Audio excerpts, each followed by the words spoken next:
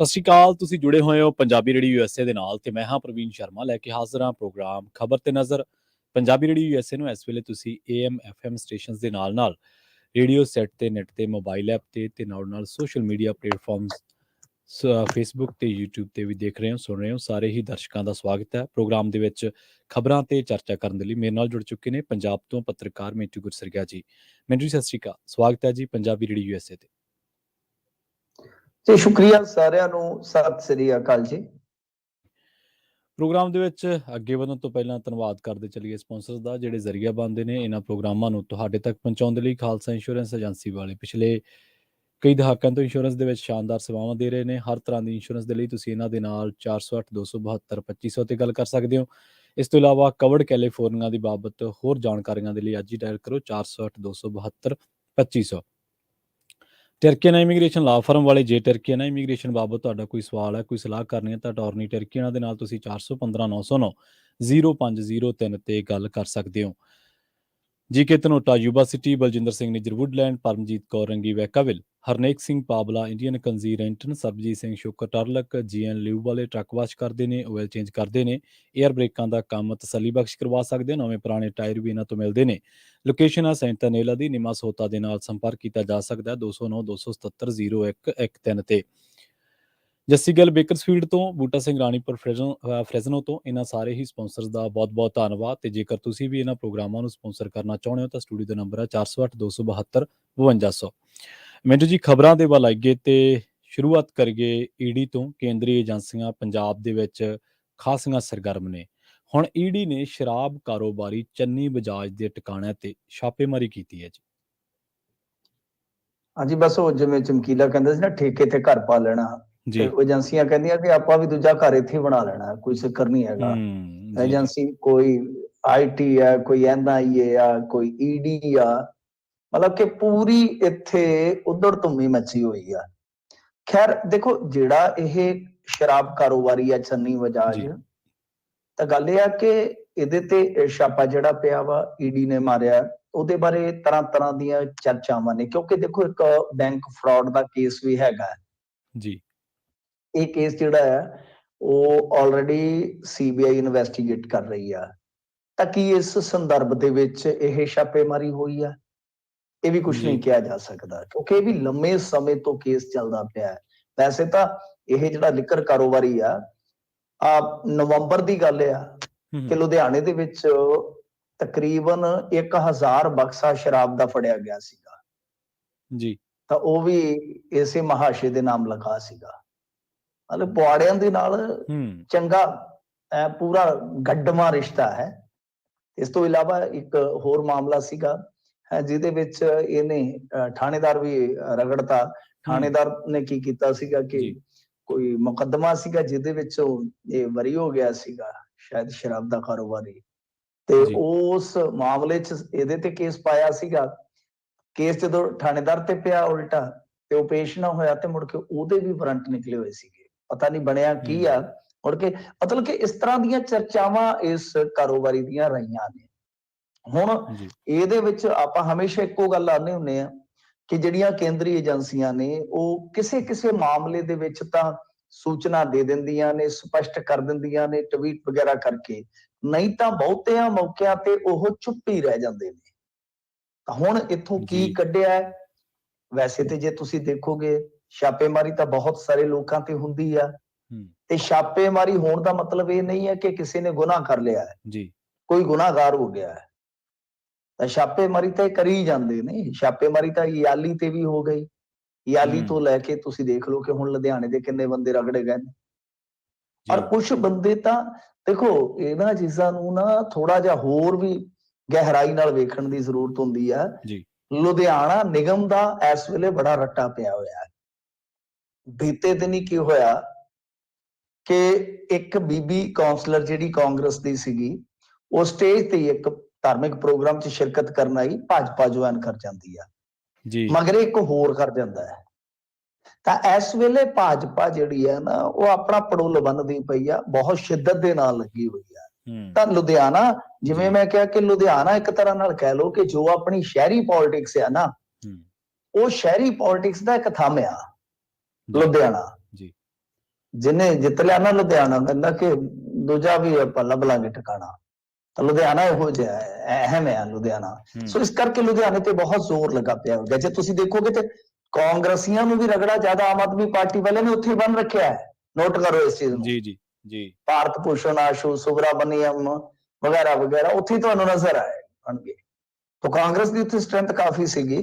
ਤਾਂ ਗੱਲ ਇਹ ਹੈ ਕਿ ਕਈ ਵਾਰ ਇਹ ਹੁੰਦਾ ਕਿ ਇਹਨਾਂ ਚੀਜ਼ਾਂ ਦੇ ਵਿੱਚ ਵੀ ਦੇਖਿਆ ਜਾਂਦਾ ਕਈ ਵਾਰ ਕਿ ਬਈ ਰਾਜਸੀ ਕੋਈ ਐਂਗਲ ਤਾਂ ਨਹੀਂ ਹੈ, ਹਾਲਾਂਕਿ ਸਪਸ਼ਟ ਕੋਈ ਚੀਜ਼ ਨਹੀਂ ਹੈਗੀ, ਇਹ ਵੀ ਦੇਖਣ ਵਾਲੀ ਗੱਲ ਆ।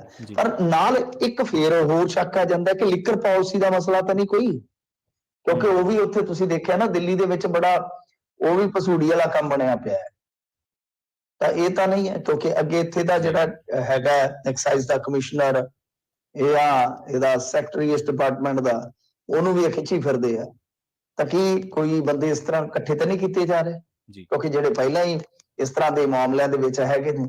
ਤਾਂ ਪਤਾ ਨਹੀਂ ਹੁਣ ਸੱਚ ਕੀ ਹੈ, ਮਤਲਬ ਕਿ ਰਾਜਸੀ ਐਂਗਲ ਵੀ ਦਿੱਤਾ ਜਾਂਦਾ ਇਹਨੂੰ, ਕਾਰੋਬਾਰੀ ਐਂਗਲ ਵੀ ਦਿੱਤਾ ਜਾਂਦਾ, ਨੀਤੀਗਤ ਐਂਗਲ ਵੀ ਦਿੱਤਾ ਜਾਂਦਾ, ਬਥੇਰੀਆਂ ਚੀਜ਼ਾਂ ਚੱਲਦੀਆਂ ਨੇ, ਕਿਆਫੇ ਹੁੰਦੇ ਨੇ, ਜੀ ਜੀ ਅੰਦਾਜ਼ੇ ਹੁੰਦੇ ਨੇ, ਪਰ ਸੱਚ ਪਤਾ ਨਹੀਂ ਕੀ ਹੈ। ਪਰ ਈਡੀ, ਆਈਟੀ, ਸੀਬੀਆਈ, ਇਹ ਤਾਂ ਹੁਣ ਪੰਜਾਬੀਆਂ ਨੂੰ ਕਹਿ ਲਓ ਕਿ ਇਸ ਤਰ੍ਹਾਂ ਦੇ ਸ਼ਬਦ ਹੈ ਜਿਵੇਂ ਅੱਗੇ ਆਕਾਸ਼ਵਾਣੀ ਤੋਂ ਜਾਂ ਕਹਿ ਲਓ ਕਿ ਖਬਰਾਂ ਆਉਂਦੀਆਂ ਹੁੰਦੀਆਂ ਸਨ ਰੇਡੀਓ ਤੇ ਜਾਂ ਫੌਜੀ ਭਾਈयों का प्रोग्राम, ਤਾਂ ਮਤਲਬ ਕਿ 1:30 ਵਜੇ ਆਉਣੀਆਂ ਖਬਰਾਂ, 1:45 ਪ੍ਰੋਗਰਾਮ, ਇਹ ਏਦਾਂ ਆਉਣੇ ਨੇ ਬਸ। ਇਹ ਨਾ ਖਬਰਾਂ ਚ ਆਉਣੇ ਆ, ਚਾਹੇ ਕਿਸੇ ਵੀ ਰੂਪ ਚ ਆ ਜਾਣ। ਤਾਂ ਮੈਨੂੰ ਲੱਗਦਾ ਕਿ ਸਾਲ 2 ਸਾਲ 3 ਸਾਲ ਇਹ ਕੰਮ ਇਸ ਤਰ੍ਹਾਂ ਹੀ ਚੱਲੇਗਾ ਜੀ। ਟੁੱਟਦੀ ਹੋਈ ਕਾਂਗਰਸ ਨੂੰ ਬਚਾਉਣ ਦੇ ਲਈ ਕਹਿ ਲਓ ਜਾਂ ਹੋਰ ਕੁਝ ਪ੍ਰੋਗਰਾਮਾਂ ਨੂੰ ਲੈ ਕੇ ਹੁਣ ਉੱਤਰ ਪ੍ਰਦੇਸ਼ ਤੋਂ ਬਾਅਦ 3 ਜਨਵਰੀ ਨੂੰ ਉੱਤਰ ਪ੍ਰਦੇਸ਼ ਤੇ ਕਹਿੰਦੇ 12 ਜਨਵਰੀ ਨੂੰ ਪੰਜਾਬ ਪਹੁੰਚ ਰਹੀ ਹੈ ਰਾਹੁਲ ਗਾਂਧੀ ਦੀ ਭਾਰਤ ਜੋੜੋ ਯਾਤਰਾ। ਹਾਂਜੀ, ਦੇਖੋ ਕਾਂਗਰਸ ਦਾ ਜਿਹੜਾ ਹੈ ਨਾ, ਮੈਨੂੰ ਨਹੀਂ ਲੱਗਦਾ 2024 ਦੇ ਵਿੱਚ ਵੀ ਕਾਂਗਰਸ ਛੱਡੋ, ਮੈਨੂੰ ਤੇ ਲੱਗਦਾ ਕਿ ਇੰਡੀਆ ਦੇ ਵਿੱਚ ਹੀ ਕੋਈ ਫਰੰਟ ਜਾਂ ਕੋਈ ਆਪੋਜੀਸ਼ਨ ਹਾਲ ਦੀ ਖੜੀ 2024 ਚ, ਮੈਨੂੰ ਨਹੀਂ ਲੱਗਦਾ। ਪਰ ਤੁਹਾਨੂੰ ਯਾਦ ਹੋਏਗਾ ਮੈਂ ਬਹੁਤ ਸਮਾਂ ਪਹਿਲਾਂ ਤੁਹਾਨੂੰ ਕਿਹਾ ਸੀਗਾ ਕਿ ਨਰਿੰਦਰ ਮੋਦੀ ਨੂੰ ਹਰਾਉਣ ਦੀ ਸਮਰੱਥਾ ਮੈਨੂੰ ਕਿਸੇ ਵੀ ਦਲ ਚ ਨਜ਼ਰ ਨਹੀਂ ਆਉਂਦੀ। ਬਸ ਨਰਿੰਦਰ ਮੋਦੀ ਨੂੰ ਨਰਿੰਦਰ ਮੋਦੀ ਹੀ ਹਰਾਏਗਾ, ਜਿਸ ਦਿਨ ਹਰਾਇਆ ਨਰਿੰਦਰ ਮੋਦੀ ਆਪਣੇ ਆਪ ਹੀ ਡਿੱਗੇਗਾ। ਤਾਂ ਗੱਲ ਇਹ ਹੈ ਕਿ ਹਾਲ ਦੀ ਘੜੀ ਨਜ਼ਰ ਨਹੀਂ ਆਉਂਦਾ ਕਿ ਜਿਸ ਤਰ੍ਹਾਂ ਦਾ ਕੰਮ ਚੱਲ ਰਿਹਾ। ਹਾਲਾਂਕਿ ਭਾਰਤ ਜੋੜੋ ਯਾਤਰਾ ਨੂੰ ਰਿਸਪੌਂਸ ਅੱਛਾ ਹੈ, ਇਹਦੇ ਚ ਕੋਈ ਸ਼ੱਕ ਨਹੀਂ ਹੈ। ਅੱਜ ਵੀ ਬੀਬੀ ਮੁਫਤੀ ਮਹਿਬੂਬਾ ਕਹਿ ਰਹੇ ਸੀਗੇ ਕਿ ਮੈਂ ਵੀ ਸ਼ਾਮਲ ਹੋਣ ਜਾ ਰਹੀ ਹਾਂ। ਹੈ ਰਿਸਪੌਂਸ ਹੈ, ਇਹਦੇ ਚ ਕੋਈ ਸ਼ੱਕ ਨਹੀਂ।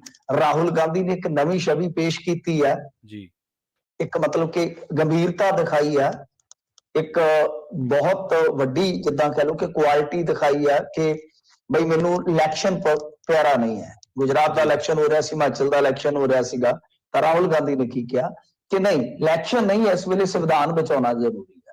ਹਾਲਾਂਕਿ ਸੰਵਿਧਾਨ ਨਹੀਂ, ਮੈਂ ਸਮਝਦਾ ਕਿ ਬਈ ਇਸ ਵੇਲੇ ਕਾਂਗਰਸ ਦਾ ਇਹ ਜਿਹੜਾ ਘਮਸਾਨ ਹੈ ਨਾ, ਇਹ ਬਚਾਉਣਾ ਜ਼ਰੂਰੀ ਹੈ। ਤਾਂ ਕਾਂਗਰਸ ਇਹ ਵੀ ਜ਼ਰੂਰੀ ਹੈ ਕਿ ਕਾਂਗਰਸ ਜਿਹੜੀ ਹੈ ਨਾ ਉਹ ਬਹੁਤ ਜ਼ਿਆਦਾ ਇਸ ਵੇਲੇ ਸੰਘਰਸ਼ ਕਰ ਰਹੀ ਹੈ। ਤਾਂ ਜਿਵੇਂ ਆਪਾਂ ਦੂਸਰੇ ਦਲ ਵੀ ਦੇਖੇ ਆ, ਤੀਸਰੇ ਦਲ ਵੀ ਦੇਖੇ ਹਨ, ਤਾਂ ਤੀਸਰਾ ਦਲ ਵੀ ਆ ਗਿਆ ਨਾ, ਕੇਜਰੀਵਾਲ ਤੇ KCR ਵਗੈਰਾ ਵਗੈਰਾ।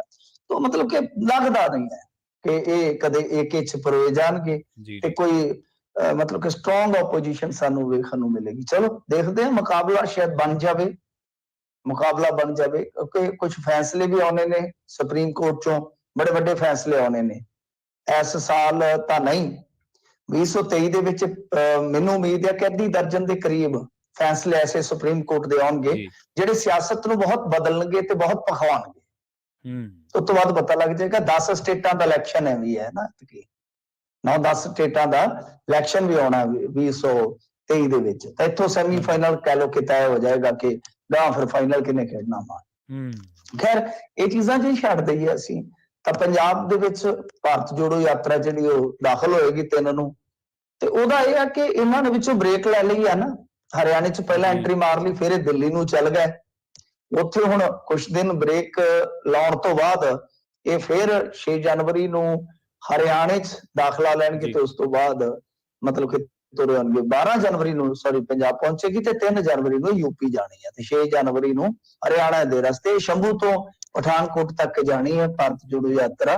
ਤਾਂ ਅੱਜ ਇਹਨਾਂ ਨੇ ਜਿਹੜੀ ਮੀਟਿੰਗ ਕੀਤੀ ਹੈ, ਚਲੋ ਛੱਡੋ ਦੂਜੀਆਂ ਗੱਲਾਂ, ਅੱਜ ਮੀਟਿੰਗ ਕੀਤੀ ਆ, ਬੜੇ ਨੇਤਾ ਪਹੁੰਚੇ ਹੋਏ ਸਨ, ਕੇਸੀ ਵੇਣੂਗੋਪਾਲ ਵੀ ਪਹੁੰਚੇ ਹੋਏ ਸੀਗੇ ਕਾਂਗਰਸ ਵਾਲੇ, ਸਾਰੇ ਤਕਰੀਬਨ ਨਜ਼ਰ ਆ ਰਹੇ ਸਨ, ਬਾਜਵਾ, ਪ੍ਰਗਟ, ਸਾਰੇ, ਤਰਜਿੰਦਰ ਸਿੰਘ, ਓਮ ਪ੍ਰਕਾਸ਼ ਸੋਨੀ ਵਗੈਰਾ ਵਗੈਰਾ, ਸਾਰੇ ਧੜੱਲੇਦਾਰ ਨੇਤਾ ਜੀ ਜੀ। ਤੇ ਮੈਨੂੰ ਉੱਥੇ ਵੇਖਣ ਨੂੰ ਮਿਲਿਆ ਚੰਨ, ਕਿਆ ਗੱਲ ਕਰਤੀ ਯਾਰ। ਅੱਛਾ, ਮੈਂ ਵਾਕਿਆ ਮੈਂ ਕਿਹਾ ਕਿਆ ਗੱਲ ਕਰਤੀ ਯਾਰ ਕਿਸਮਤ ਨੇ। ਉਹ ਬੰਦਾ ਜਿਹਦਾ ਰੰਗੀਨ ਜਿਹਾ ਸ਼ਾਲ ਤੇ ਜਿਹਦਾ ਐ ਕਹਿ ਲੋ ਕਿ ਥੰਧਿਆਇਆ ਚਿਹਰਾ ਜਗਮਗ ਜਗਮਗ ਕਰਦਾ, ਹਾਂਜੀ, ਅੱਜ ਇਸ ਤਰ੍ਹਾਂ ਬੈਠਾ ਸੀਗਾ ਜਿਵੇਂ ਬਹੁਤ ਵੱਡਾ ਕੋਈ ਵਪਾਰੀ ਘਾਟਾ ਖਾ ਕੇ ਤੇ ਅਖੀਰ ਨੂੰ ਕਿਸੇ ਆਫਿਸ 'ਚ ਬੈਠਾ ਹੋਵੇ ਨੌਕਰ 'ਚ, ਜੀ ਤਾਂ ਉਹ ਠੋਡੀ ਤੇ ਹੱਥ ਧਰ ਕੇ ਪਤਾ ਨਹੀਂ ਕਿਹੜੇ ਥੀਸਿਸ ਲਿਖ ਰਿਹਾ ਸੀਗਾ। ਫਿਰ ਦੂਜਾ ਫੋਟੋ ਦਾ ਐਂਗਲ ਆਇਆ, ਉਹਦੇ 'ਚ ਮੱਥੇ ਤੇ ਹੱਥ, ਉਹ ਕਹਿੰਦਾ ਨਾ ਵਾਹ ਕਿਸਮਤ ਦਾ ਬਲੀਆ, ਰਿੱਧੀ ਖੀਰ ਤੇ ਬਣ ਗਿਆ ਦਲੀਆ। ਕਹਾਣੀ ਮਤਲਬ ਕਿ ਇਹੋ ਜੀ ਕਿ ਸਾਈਡ ਤੇ ਬੈਠਾ ਚੰਨੀ, ਸਾਡਾ ਸਭ ਦਾ ਚਹੇਤਾ ਚੰਨੀ ਲੀਡਰ, ਤੇ ਏਦਾਂ ਲੱਗਦਾ ਜਿੱਦਾਂ ਸੋਚ ਰਿਹਾ ਹੋਵੇ ਕਿ ਕੀ ਤੋਂ ਕੀ ਬਣ ਗਿਆ, ਇਹ ਕੀ ਤੋਂ ਕੀ ਬਣ ਗਿਆ। ਤਾਂ ਖੈਰ ਉਹ ਮੈਨੂੰ ਤਸਵੀਰ 'ਚ ਉਹ ਇੱਕ ਹੀ ਚਿਹਰਾ ਜਿਹੜਾ, ਹਾਲਾਂਕਿ ਹੋਰ ਲੋਕਾਂ ਨੇ ਵੀ ਸ਼ਾਇਦ ਨੋਟ ਕੀਤਾ ਹੋਏਗਾ, ਮੈਨੂੰ ਉਹ ਤਸਵੀਰ 'ਚ ਚਿਹਰਾ ਨਜ਼ਰ ਆਇਆ, ਉਹ ਦਿਸਿਆ ਚਿਹਰਾ ਜਿਹੜਾ ਕਿ ਆਪਣੇ ਆਪ ਹੀ ਇੱਕ ਜਿੱਦਾਂ ਕਹਿ ਲਓ ਕਿ ਸ਼ਾਇਦ ਮਾਯੂਸੀ ਮਹਿਸੂਸ ਕਰਦਾ ਨਜ਼ਰ ਆਇਆ ਕਿ ਕਿੱਥੇ ਕੈਬਨਿਟ ਦੀ ਮੀਟਿੰਗ ਤੇ ਚੰਨੀ ਸਾਹਿਬ ਵਿੱਚ ਵਿਚਾਲੇ ਸਾਈਡ ਤੇ ਦਾਏ ਪਾਏ, ਤੇ ਅੱਜ ਰਾਜਾ ਵੜਿੰਗ ਨੇ ਚਿੱਟੀ ਪੱਗ ਬੰਨੀ ਆ, ਐ ਬੱਤਕ ਰੰਗੀ ਜੀ, ਤੇ ਰਾਜਾ ਵੜਿੰਗ ਮਾੜੀ ਮਾੜੀ ਮੁੱਛ ਕੁੰਡੀ ਕਰਦਾ ਕਰਦਾ ਕਰਦਾ ਮੂੰਗਰੇ ਵਰਗੀ ਕਰ ਰਿਹਾ, ਹੌਲੀ ਹੌਲੀ ਮਰੋੜ ਆ ਰਹੇ ਨੇ ਮੁੱਛ ਨੂੰ। ਤਾਂ ਕਹਿਣ ਦਾ ਭਾਵ ਇਹ ਹੋਆ ਕਿ ਰਾਜਾ ਵੜਿੰਗ ਅੱਜ ਪੂਰਾ ਜਚਿਆ ਖਲੋਤਾ ਹੈ। ਪ੍ਰਤਾਪ ਸਿੰਘ ਬਾਜਵਾ ਵਿਰੋਧੀ ਧਿਰ ਦਾ ਲੀਡਰ, ਚਰਨਜੀਤ ਸਿੰਘ ਚੰਨੀ ਸੈਨਿਓਰਿਟੀ ਦੇ ਲਿਹਾਜ਼ ਨਾਲ ਇੱਕ ਲੀਡਰ ਜ਼ਰੂਰ ਆ, ਤਾਂ ਉਸ ਮੀਟਿੰਗ ਦੇ ਵਿੱਚ ਇੱਕ ਲੀਡਰ ਤੋਂ ਵੱਧ ਕੇ ਕੁਛ ਨਹੀਂ, ਉਹ ਲੀਡਰ ਜਿਹੜਾ ਕਿ ਕੋਈ ਵੀ ਸੀਟ ਨਹੀਂ ਜਿਤਾ ਸਕਿਆ, ਦੋਨੇ ਹੀ ਹਾਰ ਗਿਆ ਸਿਟਿੰਗ ਸੀਐਮ ਦੇ ਤੌਰ ਤੇ। ਤਾਂ ਖੈਰ ਅੱਜ ਇਹਨਾਂ ਨੇ ਮੀਟਿੰਗ ਕੀਤੀ ਹੈ, ਸਾਰੀ ਯੋਜਨਾਬੰਦੀ ਉਹ ਲਿਖੀ ਹੈ, ਤੇ ਹੁਣ ਦੇਖੋ ਭਾਈ ਅੱਗੇ ਕੀ ਬਣਦਾ। ਤੇ ਇਹ ਵੈਸੇ ਇਹਨਾਂ ਵਾਸਤੇ ਖਾਸਾ ਵੱਡਾ ਇਮਤਿਹਾਨ ਹੋਏਗਾ ਕਿ ਜੇ ਤਾਂ ਇਹ ਇਕਜੁੱਟ ਹੋ ਜਾਂਦੇ ਨੇ, ਭਰਮਾ ਇਕੱਠ ਕਰ ਲੈਂਦੇ ਨੇ, ਤਾਂ ਵਾਕਿਆ ਕਾਂਗਰਸ ਵਾਸਤੇ, ਜਿਵੇਂ ਤੁਸੀਂ ਇੱਕ ਸ਼ਬਦ ਇਸਤੇਮਾਲ ਕੀਤਾ ਹੈ ਕਿ ਕਾਂਗਰਸ ਜਿਵੇਂ ਖਿੰਡੀ ਪੁੰਡੀ ਆ, ਉਹਦੇ ਵਾਸਤੇ ਵੀ ਕਿਤੇ ਨਾ ਕਿਤੇ ਇਹ ਇੱਕ ਤਰ੍ਹਾਂ ਨਾਲ ਕਹਿ ਲਓ ਕਿ ਬੂਸਟ ਬਣ ਸਕਦਾ ਹੈ। ਜੀ ਜੀ। ਅਗਲੀ ਖਬਰ ਦੇ ਵੱਲ ਵਧੀਏ ਮਿੰਟੂ ਜੀ, ਤੇ ਗੱਲ ਕਰੀਏ ਜਿਹੜੇ ਕਿਰਾਏਦਾਰਾਂ ਤੋਂ ਬਿੱਲ ਵਸੂਲਦੇ ਆ ਮਕਾਨ ਮਾਲਕ, ਹੁਣ ਮਾਨ ਸਰਕਾਰ ਨੇ ਸਖਤੀ ਕੀਤੀ ਹੈ ਤੇ ਜਿਹੜੇ ਬਿੱਲ ਵਸੂਲਦੇ ਆ ਉਹਨਾਂ ਦੀ ਕਹਿੰਦੇ ਖੈਰ ਨਹੀਂ। ਹਾਂਜੀ ਦੇਖੋ, ਇਹ ਬਿੱਲ ਹੁਣ ਜਦੋਂ ਜ਼ੀਰੋ ਬਿੱਲ ਹੀ ਆ ਰਿਹਾ ਵਾ, ਤੇ ਜੇ ਕੋਈ ਲੈਂਡਲੋਰਡ ਜੀ ਜੀ ਕਿਸੇ ਕਿਰਾਏਦਾਰ ਤੋਂ ਬਿੱਲ ਲੈ ਰਿਹਾ ਤੇ ਗਲਤ ਗੱਲ ਹੈ ਨਾ। ਹੁਣ ਖੂਨ ਚੂਸਣ ਵਾਲੇ, ਮੈਂ ਕੀ ਕਹਿੰਦਾ ਨਾ ਕਿ ਜਦੋਂ ਵੀ ਕੋਈ ਦਿਨ ਤਿਉਹਾਰ ਆਉਂਦਾ ਹੈ, ਇਸ ਤਰ੍ਹਾਂ ਲੱਗਦਾ ਹੈ ਬੱਲੇ ਬੱਲੇ ਸਾਡੇ ਨਾਲ ਦਾ ਸਮਾਜ ਬੀਬਾ ਤੇ ਹੈ ਹੀ ਨਹੀਂ। ਹਾਂਜੀ, ਜਦੋਂ ਕੋਈ ਭਗਤ ਸਿੰਘ ਦਾ ਦਿਨ ਆਉਂਦਾ ਹੈ, ਓਹ ਇਸ ਤਰ੍ਹਾਂ ਲੱਗਦਾ ਹੈ ਕਿ ਇਨਕਲਾਬ ਦਾ ਸਾਰਾ ਜਿਹੜਾ ਡਾਲਾ ਸੀ ਉਹ ਇੱਥੇ ਤੇ ਡੁੱਲ ਗਿਆ, ਸਾਰਾ ਖੁੱਲ ਗਿਆ ਸਭ ਕੁਝ। ਜੀ, ਜਦੋਂ ਕੋਈ ਹੋਰ ਇਸ ਤਰ੍ਹਾਂ ਦੀ ਘਟਨਾ ਵਾਪਰਦੀ, ਬੱਲੇ ਬੱਲੇ ਬੱਲੇ, ਇਸ ਤਰ੍ਹਾਂ ਮਤਲਬ ਪ੍ਰਾਊਡ ਫੀਲ ਹੁੰਦਾ ਹੈ। ਤੇ ਫਿਰ ਜਦੋਂ ਇਸ ਤਰ੍ਹਾਂ ਦੀਆਂ ਖਬਰਾਂ ਆਉਂਦੀਆਂ ਵੀ ਇਹ ਕੌਣ ਨੇ ਜਿਨ੍ਹਾਂ ਨੇ ਆਪਣੇ NRI ਭਰਾ ਦੀ ਜ਼ਮੀਨ ਨੱਪ ਰੱਖੀ ਹੈ, ਕਿੱਥੋਂ ਆਏ ਨੇ? ਅਰੋਣ ਡੈ ਨੇ NRI ਜਾ ਕੇ ਉੱਥੇ ਕੁਲਦੀਪ ਸਿੰਘ ਧਾਲੀਵਾਲ ਦੇ ਮੋਹਰੇ, ਜੀ ਬਿਲਕੁਲ, ਕੋਈ ਕਹਿੰਦਾ ਮੇਰਾ ਭਰਾ ਹੀ ਨੱਪੀ ਬੈਠਾ ਹੈ, ਕੋਈ ਕਹਿੰਦਾ ਕਿ ਇੱਥੋਂ ਬਾਪੂ ਨੂੰ ਨਾਲ ਰੱਖ ਕੇ ਕਹਿੰਦੇ ਜੋ ਇੱਥੇ ਬਣਾਇਆ ਇਹਦੇ ਚ ਵੀ ਹਿੱਸਾ ਦੇ ਥੋੜਾ ਜਿਹਾ।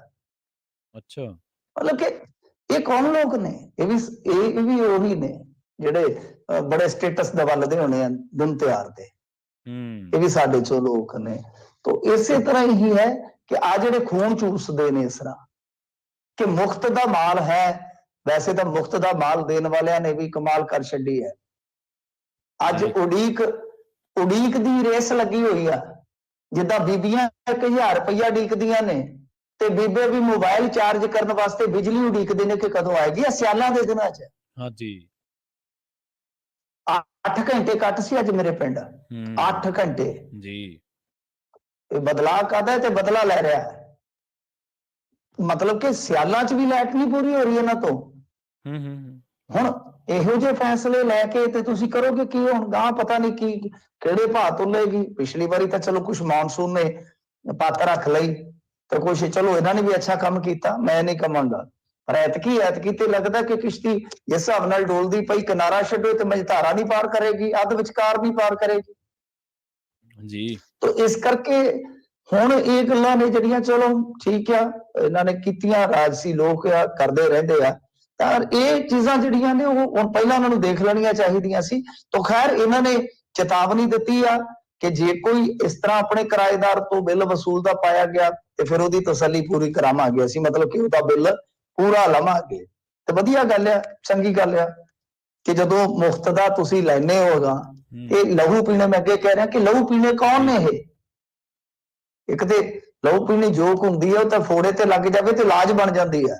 ਇਹ ਤੇ ਜੋਕ ਦਾ ਵੀ ਛੱਡੋ, ਤਾਂ ਪਤਾ ਨਹੀਂ ਕਿਹੜਾ ਰੋਗ ਬਣ ਗਏ ਨੇ ਜਿਹੜੇ ਮਤਲਬ ਕਿ ਨੁਕਸਾਨ ਹੀ ਨੁਕਸਾਨ ਕਰਦੇ ਨੇ। ਤਾਂ ਖੈਰ ਗੱਲ ਇਹ ਹੈ ਕਿ ਬਈ ਲੋਕਾਂ ਨੇ ਇਸ ਮੁਫਤਖੋਰੀ ਨੂੰ ਹਾਸਲ ਕਰਨ ਵਾਸਤੇ ਕੋਈ ਕਸਰ ਨਹੀਂ ਜੇ ਛੱਡੀ।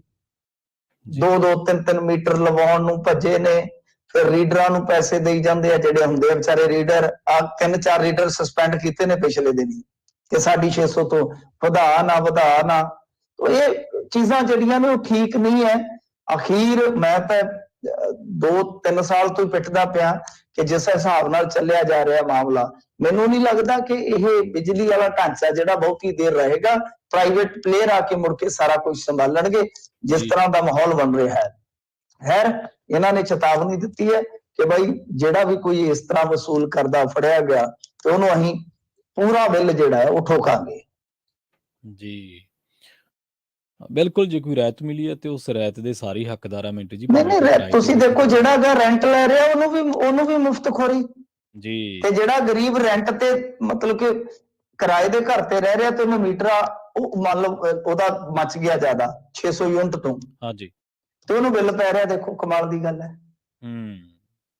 ਜਿਹੜਾ ਮਾਲਕ ਹੈ ਉਹ ਆਪਦੇ ਘਰ ਚ ਬਾੜ ਰਿਹਾ 600 ਤੋਂ ਥੱਲੇ ਜਾਂ 2 ਮੀਟਰ ਲਵਾ ਲਿਓ ਨੇਰ ਫਿਰ ਕਰਕੇ, ਉਹਦਾ ਬਿੱਲ ਜ਼ੀਰੋ ਹੈ। ਕਿਰਾਏਦਾਰ ਦਾ 600 ਤੋਂ ਤਾਂ ਟੱਪ ਗਿਆ, ਉਹਨੂੰ ਬਿੱਲ ਪੂਰਾ ਭਰਨਾ ਪੈ ਰਿਹਾ। ਦੇਖੋ ਕਿਆ ਗੱਲਾਂ ਨੇ ਯਾਰ, ਕਿਆ ਗੱਲ ਕਰਦੀ ਯਾਰ ਜੀ। ਸਿਤਮ ਜ਼ਰੀਫੀ ਆ, ਜਿਹੜੇ ਬੰਦੇ ਮਜਬੂਰੀ 'ਚ ਬੈਠੇ ਆ ਇਦਾਂ, ਤੇ ਸਦਕੇ ਜਾਈਏ ਉਹਨਾਂ ਦੀ ਸੋਚ ਦੇ, ਜਿਹੜੇ ਵਿਚਾਰੇ ਕਿਰਾਏਦਾਰਾਂ ਨੂੰ ਇਸ ਤਰ੍ਹਾਂ ਰਹਿਤ 'ਚ ਵੀ ਨਹੀਂ ਬਖਸ਼ਦੇ। ਅਗਲੀ ਗੱਲ ਕਰੀਏ ਮਿੰਟੂ ਜੀ, ਸ਼ਰਾਬ ਫੈਕਟਰੀ ਦੀ, ਜਿਹੜਾ ਜ਼ੀਰੇ ਦੇ ਵਿੱਚ ਮੋਰਚਾ ਲੱਗਿਆ, ਹੁਣ ਵੱਡੇ ਕਿਸਾਨ ਆਗੂ ਵੀ ਉੱਥੇ ਪਹੁੰਚਣ ਲੱਗੇ ਨੇ ਜੀ। ਬਸ ਇਹੀ ਹੈ ਜੀ, ਜਿੱਥੇ ਭਖ ਜਾਂਦਾ ਮਾਮਲਾ ਫਿਰ ਉੱਥੇ ਆ ਜਾਂਦੇ। ਟਕੈਤ ਸਾਹਿਬ ਵੀ ਅੱਜ ਆ ਗਏ ਨੇ ਜੀ, ਟਕਾ ਛੱਡ ਕੇ ਆਪਣਾ। ਤੇ ਕੱਲ ਮੈਂ ਤੁਹਾਨੂੰ ਕਿਹਾ ਸੀਗਾ ਕਿ ਰਾਜੇਵਾਲ ਜਿਸ ਤਰ੍ਹਾਂ ਦਾ ਮੋਰਚਾ ਐਲਾਨੀ ਬੈਠੇ ਆ, ਇਹਨਾਂ ਨੂੰ ਵੇਖ ਲੈਣਾ ਚਾਹੀਦਾ, ਕਿਉਂਕਿ ਇਸ ਤਰ੍ਹਾਂ ਜਿਹੜੀ ਸ਼ਕਤੀ ਹੈ ਉਹਦਾ ਖਿੰਡਾ ਹੁੰਦਾ ਹੈ ਜੀ, ਤੇ ਖਿੰਡੀ ਸ਼ਕਤੀ ਮਿੱਟੀ ਦੇ ਬਰੋਬਰ ਹੁੰਦੀ ਆ। ਇਹਨਾਂ ਨੇ ਤਾਂ ਚਲੋ ਸਿਆਣਪ ਵਰਤੀ ਆ ਕਿ 17 ਤਰੀਕ ਤੱਕ ਟਾਲ ਦਿੱਤਾ ਹੈ, ਮੈਂ ਪਹਿਲਾਂ ਇੱਥੇ ਦੇਖਾਂਗੇ। ਤਾਂ ਗੱਲ ਇਹ ਹੈ ਕਿ ਜਿਵੇਂ ਜੀਰਾ ਮੋਰਚਾ ਜਿਹੜਾ ਉਹ ਸੁਰਖੀਆਂ 'ਚ ਆਇਆ, ਔਰ ਸੁਰਖੀਆਂ 'ਚ ਵੀ ਉਦੋਂ ਆਇਆ, ਪਹਿਲਾਂ ਇਹ ਸਾਨੂੰ ਡੇਲੀ ਫੋਨ ਕਰ ਦਿੰਦੇ ਸਨ ਮੋਰਚੇ ਵਾਲੇ, ਸਾਡੀ ਗੱਲ ਕਰੋ ਯਾਰ, ਸਾਡੀ ਗੱਲ ਕਰੋ। ਕੋਈ ਉੱਥੇ ਪੱਤਰਕਾਰ ਨਹੀਂ ਸੀ ਜਾਂਦਾ ਹੁੰਦਾ। ਅਸੀਂ ਜਿੰਨੇ ਜੋਗੇ ਸੀ ਕਰਦੇ ਸੀਗੇ, ਜਾਂ ਛੋਟੇ ਮੋਟੇ ਕੁਝ ਹੋਰ ਪੱਤਰਕਾਰ ਕਰਦੇ ਸਨ ਜੀ। ਮਤਲਬ ਕਿ ਜਦੋਂ ਉੱਥੇ ਬਹੁਤ ਵੱਡਾ ਇੱਕ ਮੋਰਚਾ ਬਣ ਗਿਆ, ਇੱਕ ਬਹੁਤ ਵੱਡਾ ਮਸਲਾ ਬਣ ਗਿਆ, ਹਾਂਜੀ, ਤਾਂ ਤੁਸੀਂ ਦੇਖ ਲਓ ਹੁਣ ਵੱਡੇ ਵੱਡੇ ਚੈਨਲ ਜਿਹੜੇ ਆ ਉਹ ਜਾ ਕੇ ਤੇ ਸਾਰਾ ਕੁਝ ਕਰਦੇ ਆ ਜੀ। ਬਿਲਕੁਲ, ਤੇ 150 ਦਿਨ ਇਹ ਲੋਕ ਉੱਥੇ ਬੈਠੇ ਵਿਲਕਦੇ ਰਹੇ ਆ। ਕਿਸੇ ਵੱਡੇ ਅਦਾਰੇ ਨੇ ਇਹਨਾਂ ਦੀ ਰਿਪੋਰਟ ਨਹੀਂ ਕੀਤੀ, ਰਿਪੋਰਟਿੰਗ ਨਹੀਂ ਕੀਤੀ। ਮੈਂ ਤਾਂ ਠੋਕ ਕੇ ਕਹਿਣਾ ਉਹਨਾਂ ਗੱਲ ਕਿ ਤੁਸੀਂ ਤੇ ਗਿਰ ਜਾਂਜੇ ਬਸ, ਜਿੱਥੇ ਜਿੱਥੇ ਉੱਤੋਂ ਦਿਖ ਗਿਆ ਨਾ ਮਾਸ, ਤੁਸੀਂ ਉੱਥੇ ਆ ਲੈਣਾ, ਇਹ ਨਹੀਂ ਦੇਖਣਾ ਕਿ ਕਾਹਦਾ ਹੈ। ਬਿਲਕੁਲ। ਖੈਰ ਚਲੋ ਗੱਲ ਇਹ ਹੈ ਕਿ ਇਸੇ ਤਰ੍ਹਾਂ ਹੀ ਰਾਜਨੀਤੀ ਆ, ਇਸੇ ਤਰ੍ਹਾਂ ਹੀ ਚੱਲਦਾ। ਜਿੱਥੇ ਮੋਰਚਾ ਭਖ ਜਾਂਦਾ ਉੱਥੇ ਭੱਜ ਵਗਦੇ ਨੇ। ਹੁਣ ਸਾਰੇ ਹੀ ਜਾਣਗੇ। ਤਾਂ ਖੈਰ ਇਹ ਵੱਡੇ ਵੱਡੇ ਨੇਤਾ ਜਿਹੜੇ ਆ ਹੁਣ ਇੱਧਰ ਨੂੰ ਮੁਹਾਰ ਮੋੜ ਰਹੇ ਨੇ, ਤਾਂ ਚੰਗੀ ਗੱਲ ਆ ਕਿ ਇੱਕ ਮਜ਼ਬੂਤੀ ਦੇ ਨਾਲ ਟਾਕਰਾ ਕੀਤਾ ਜਾਵੇ। ਚਲੋ ਜਿਹੜਾ ਵੀ ਹੁਣ ਦੇਰ ਸਵੇਰ ਹੀ ਸਹੀ ਉੱਥੇ ਪਹੁੰਚ ਰਿਹਾ ਆਗੂ, ਠੀਕ ਆ, ਕਿਸੇ ਨੂੰ ਮੋੜਨਾ ਨਹੀਂ ਚਾਹੀਦਾ। ਤੇ ਬਾਕੀ ਰਹੀ ਗੱਲ ਕਿ ਉੱਥੇ ਕਮੇਟੀਆਂ ਜਿਹੜੀਆਂ ਨੇ ਉਹ ਹੁਣ ਕੰਮ ਸ਼ੁਰੂ ਕਰੂਗੀਆਂ, ਸਹਿਮਤੀ ਤਕਰੀਬਨ ਬਣ ਗਈ ਆ। ਇੱਕ ਦੋ ਨੁਕਤੇ ਇਸ ਤਰ੍ਹਾਂ ਦੇ ਸੀਗੇ ਜਿਹੜੇ ਕਿ ਕਿਤੇ ਨਾ ਕਿਤੇ ਥੋੜਾ ਜਿਹਾ ਮਤਭੇਦ ਪੈਦਾ ਕਰ ਰਹੇ ਸੀਗੇ, ਤਾਂ ਉਹ ਤਕਰੀਬਨ ਹੱਲ ਹੋ ਗਏ ਆ। ਹੁਣ ਕਮੇਟੀਆਂ ਜਿਨ੍ਹਾਂ ਦੇ ਵਿੱਚ ਕੁਝ ਕਿਸਾਨਾਂ ਦੇ ਨਾਮ ਜਿਹੜੇ ਸੁਝਾਏ ਗਏ ਨੇ, ਜੇ ਉਹ ਸ਼ਾਮਲ ਹੋ ਜਾਂਦੇ ਆ ਤਾਂ ਕਮੇਟੀਆਂ ਆਪਣਾ ਕੰਮ ਕਰੂਗੀਆਂ। ਦੇਖੋ ਮਸਲਾ ਕੋਈ ਤਨ ਪੱਤਨ ਲੱਗ ਜਾਵੇ ਤਾਂ ਸ਼ਾਇਦ ਜੀ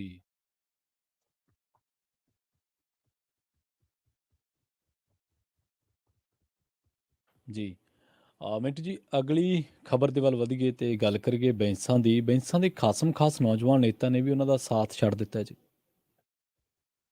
ਦੁਰਗਾ ਰੰਗੀਲਾ ਨੇ ਇੱਕ ਗੀਤ ਗਾਇਆ ਸੀਗਾ, ਹਾਂਜੀ, ਤੇ ਉਹਦੇ ਚ ਇੱਕ ਉਹਦੇ ਪੰਕਤੀ ਸੀਗੀ ਕਿ ਔਖੇ ਵੇਲੇ ਮਿੱਤਰ ਕੀ ਛੱਡ ਜਾਂਦੇ ਆਪਣੇ ਸਾਏ ਨੇ। ਜੀ ਜੀ ਤਾਂ ਗੱਲ ਇਹ ਹੈ ਕਿ ਹੁਣ ਇਹਨਾਂ ਤੇ ਔਖਾ ਵੇਲਾ ਆਇਆ। ਲੋਕ ਇਨਸਾਫ ਪਾਰਟੀ ਜਿਹੜੀ ਹੈ ਉਹ ਹੁਣ ਲੋਕਾਂ ਨੂੰ ਤਰਸਦੀ ਪਈ ਹੈ, ਲੋਕਾਂ ਨੂੰ ਤਰਸਦੀ ਪਈ ਹੈ, ਕਿਉਂਕਿ ਲੋਕ ਨਾਲ ਨਹੀਂ ਹੈ। ਸੋ ਇਹ ਵਕਤ ਜਿਹੜਾ ਹੈ ਨਾ ਬੜਾ ਬਲਵਾਨ ਆ। ਵਕਤ ਦੀਦਾ ਨਹੀਂ ਹੈ। ਜੇ ਤੁਸੀਂ ਇਹਨੂੰ ਫੜਨਾ ਸਟਾਰਟ ਕਰੋਗੇ ਤਾਂ ਵਕਤ ਦਿਸੇਗਾ ਨਹੀਂ ਤੁਹਾਨੂੰ, ਪਰ ਵਕਤ ਵਿਖਾ ਬਹੁਤ ਕੁਛ ਦਿੰਦਾ ਹੈ।